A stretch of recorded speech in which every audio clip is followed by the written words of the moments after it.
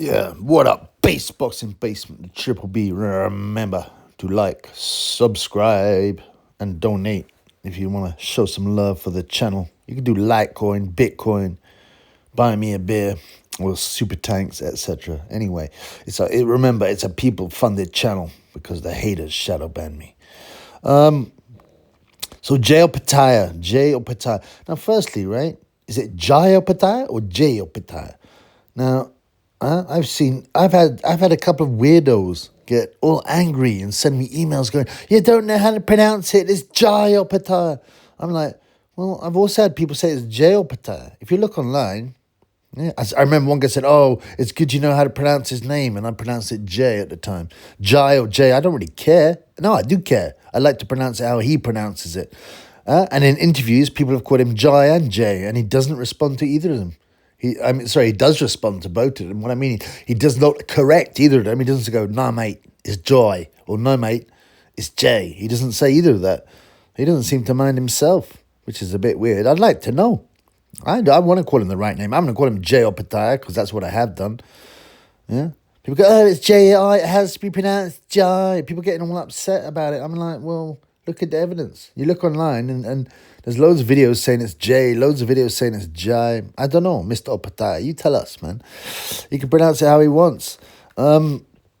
Anyway, people get so upset about nothing, It's unbelievable to me. It's unbelievable to me. Some freak of an ex-subscriber used to email me endlessly, even after I'd proven that, that there were various ways of pronouncing Zhang or whatever.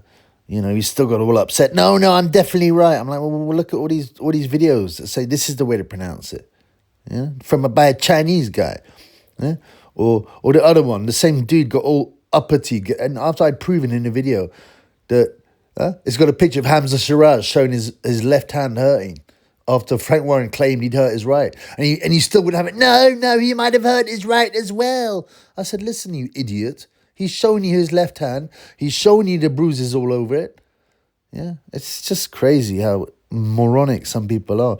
But there's a lot of losers around the world, not just the internet. Anyway, so Jai Opetaia.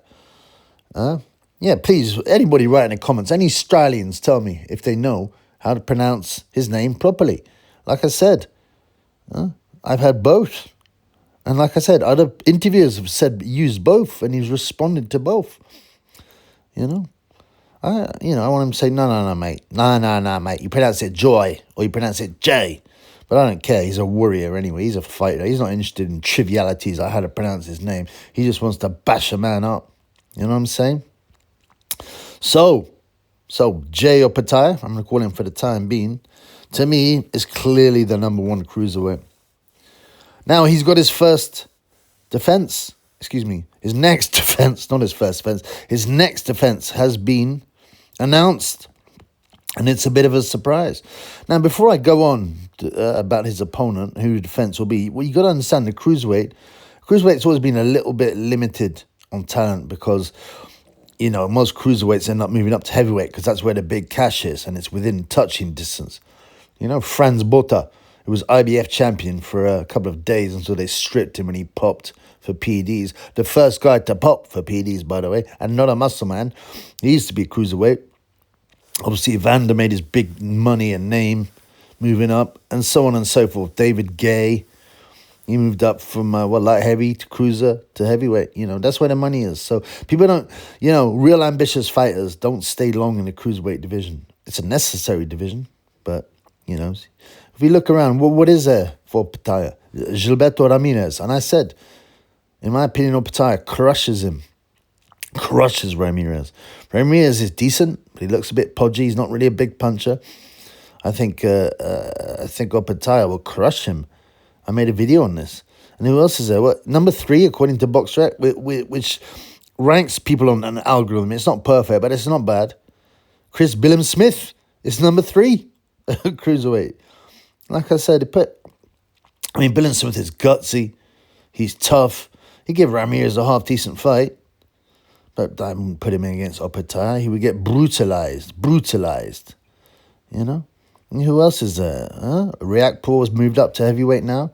Ryan Rosiski. What's that guy called? The alleged Swede. What's the name of the alleged Swede from Gambia? Jack the Ripper. Badu Jack. Is he still around? I think he is. He's not actually rated on BoxRec because he hasn't fought for over a year. They'd taken him out of the ratings. But Badu Jack's like, what's Badu Jack? I mean, he's like 42, isn't he? Let's have a look at Badu Jack. Badu Jack the Ripper.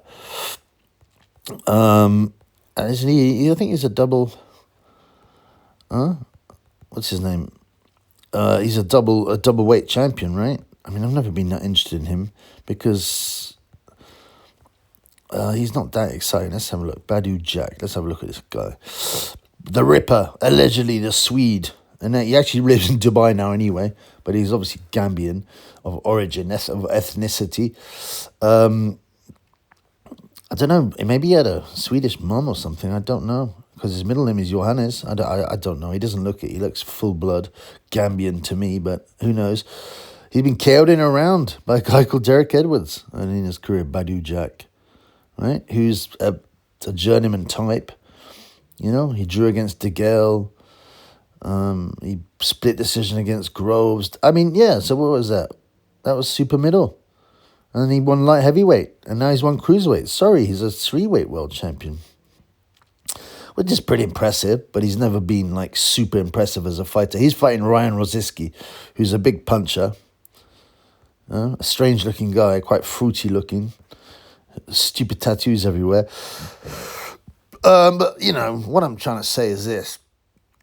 There's just no one decent at cruiserweight for Opetaia to fight, you know, apart from Ramirez, yeah? Apart from Ramirez. And Ramirez is probably swerving the fight. If I was Ramirez's manager, I'd be swerving that fight too, unless they're giving him Turkey Al Sheikh money. Turkey Al Sheikh money can make any fight happen, okay? But it's not happening as of yet. And so Jay Opetaia, so who is he fighting? Drumroll. Claudio Squeo from Italy. Claudio Squeo. Now, I don't know my boxing, but I've never heard of Claudio Squeo. He's a top Italian in cruiserweight, but Italians are, you know, Italians have always produced good fighters, but they're not that, you know, especially in the amateurs. They look after their amateurs, so a lot of their top amateurs just stay as amateurs. But Claudio Squeo, he is from Puglia, yeah? Now, he is called the Red Bull. Yeah, that's right. He's a ginger Italian. And, you know, people don't... I mean, people always think, right, the Italians are all swarthy and dark. They're not. They're a big mix. You know? One of the reasons they believe that, what's it called? You know, Italians are all swarthy and dark is because... You know, a lot of Italian Americans are from Sicily, and Sicily is separate from Italy. It's an island, basically, and they got invaded by the Moors. Yeah, the Moors invaded Sicily. I don't know if you've seen True Romance with Dennis Hopper. Yeah, he tells Christopher Walken about the origin of Sicilians. You know, they were spawned by the N-word. So... A lot of people think all Italians are all swarthy and that, but they're mixed. Puglia is actually in the south, but he's still a ginger. You know, there's gingers in the north. There's a lot of Yannick Sinner. You know Yannick Sinner, the tennis player. He's ginger. I've seen blonde Italians, real blonde Italians. You know, there's all kinds of Italians. Huh? I've even seen guys from Sicily with ginger hair, and Squeo is one of the lucky redhead Italians. So the Red Bull, he's 5'10", and he's never beat a guy who's world rated. His best result is a guy called Niklas Razanen from Finland. Yeah, but he's not really ranked. That was his second to last fight. He's 5'10", so he's short. He's got 17 wins with 9 KOs, and he's 5'10". I mean, he's not going to last around, is he? Huh? He's not going to last around. I can't find much about his amateur career. He did fight in the World Series of Boxing. I mean, he must have some skills to be the best Italian cruiserweight. I don't know. He's ranked number 61 according to BoxRec in the world. I don't know how they dig these guys up, but you know, I mean, that's a lamb to the slaughter for Opetaia. That's got to be. It might go 2 rounds. I don't know. Maybe the Red Bull has got a super good chin. You know, them ginger guys can be very tough. You know, as John Fisher says here. It's not Johnny Fisher. Sorry, as Big John Fjord says here. I've never seen a ginger-haired kid without bottle. You know, every one of them is saying, when I see ginger hair, I see fire. I've never seen a ginger-haired kid without bottle. You know, every one of them is saying, when I see ginger hair, I see fire. Yeah, and I mean, it's true. Ginger guys are tough, you know. Most of them. Probably because they get given a hard time when they're young. They grew up tough. But, yeah, someone also put, I mean, this is not a Corey channel. This is a boxing channel. But someone also put in the comments of one of my videos about redheads going, they always seem to have huge Corys. I don't know about that, man. You better ask Tyson Fury. But Billy Hardy, the bantamweight, I'm going to do a video on him.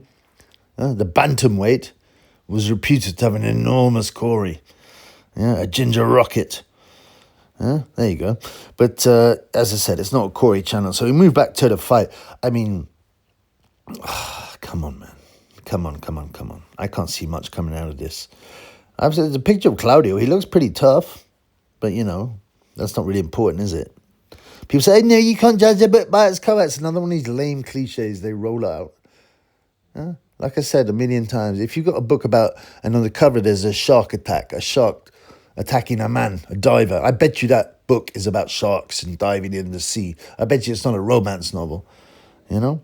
You can't always, but you often, you know, someone who looks tough is tough for some reason, you know? Your body picks up signals about people, about their physiology, about how they look, yeah? And it gives us an indication. It's not always perfect, but it gives us an indication. So Claudio looks quite tough, but I can't see him. I mean, you know, once the Opetaia bombs start to fall, I can't see him lasting. If he lasts 6 rounds, I'll be impressed. You know, there's nothing to say that he's got a bad chin, but Opetaia's a stone cold killer. You know, and he hasn't got the firepower, Squeo. Huh? Oh, if you hear the snore, that's Tyson, the dog snoring. He's having a nice little kip. You hear that? No. Yeah, he's still going. He's old, though. Very old. But, you know, he's still here. So, this is what Opetaia's got to say. I like Opetaia because he's a no BS guy. Yeah? He just speaks reality and what he wants to. Right? He actually said, this is just a tune-up fight. But I'm not But he's not overlooking his opponent, apparently. He's a little bomber. He's 5'10", comes forward. He's nothing special. Nothing I ain't seen before. That sounds like he is overlooking. It's another day in the office. I like that. I like the way Opetaia just, you know, you can't be bothered with all this nonsense on social media and all these, you know, like Joseph Parker's fruity videos to songs, you know, I want you back for good or whatever, and, you know, the Pointer Sisters, Jump for My Love, all these, yeah, people might say, oh, Triple B, yeah, it gets him more paydays and it gets him visibility. I was like, yeah, well, whatever, man, you know. So with, painting himself in a rainbow colours and going to a pride parade naked and jumping up and down. But I ain't gonna, you know, I wouldn't advise any fighter to do that. No, Javon Gay Davis, mate, you know. You have to have pride. Money isn't everything. You have to have pride. Look at these OnlyFans skets and skanks.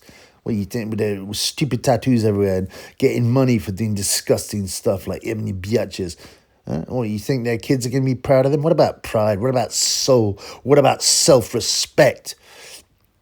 Yeah.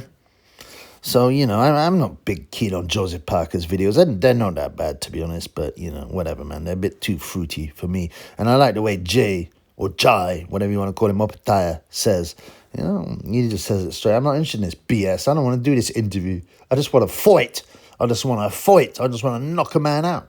And good on him. And, you know, Squeo may end up being tougher than I think. But he has to go within 6 rounds. And I will look at the odds. It'll be interesting. He's a 25-1. So 26.0 outsider. And, I mean, those are pretty amazing odds. You rarely get odds like that, let alone in a world title fight. But as I said, there's nothing much there.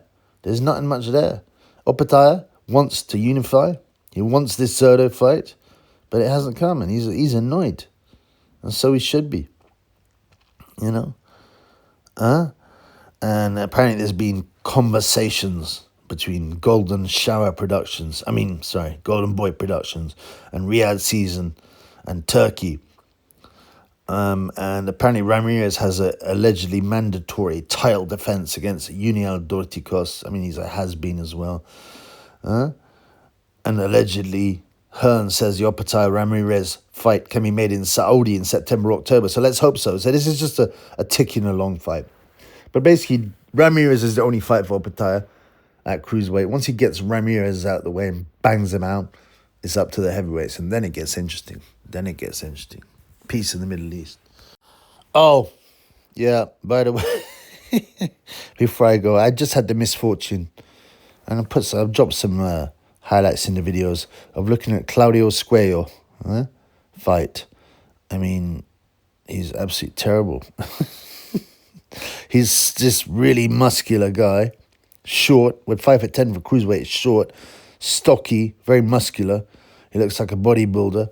He throws absolutely wild, uneducated novice shots. This guy's asking to get himself ironed out. This is a first round KO for Opetaia. It has to be. It doesn't matter how tough Squeo is, man.